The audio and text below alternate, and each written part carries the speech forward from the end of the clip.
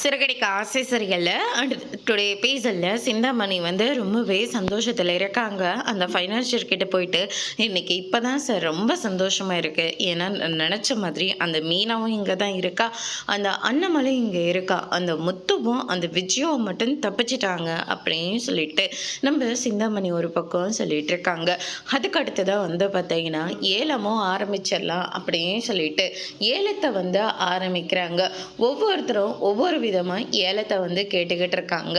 அதெல்லாம் பார்த்த உடனே அண்ணாமலை இருந்துட்டு என்னம்மா இது ஏலமே ஆரம்பிச்சிட்டாங்க, இன்னுமே முத்து வரவே இல்லை அப்படின்னு சொல்லிட்டு கேட்கவும், அதுக்கு அடுத்ததான் வந்து பார்த்தீங்கன்னா மாமா எனக்கே ஒன்றும் புரியல, எனக்கும் ரொம்ப அதிர்ச்சியாக தான் இருக்குது அப்படின்னு சொல்லிட்டு இந்த சைடு நம்ம மீனாவும் ரொம்பவே வருத்தத்தோடு இருக்காங்க. சிந்தாமணி அவங்கள பார்த்து நக்கலாக சிரிச்சிட்டு இருக்காங்க.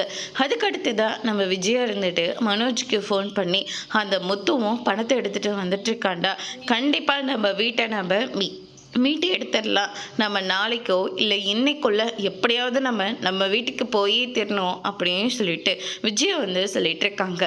நானும் நம்ம வீட்டுக்கு வந்ததாம்மா ரொம்ப திருப்தியாக இருக்கும், எல்லாமே கடையிலேன்ற போது ரொம்ப கஷ்டமாக இருக்குமா அப்படின்னு சொல்லிட்டு மனோஜ் ஒரு பக்கம் சொல்லிட்டு இருக்காங்க.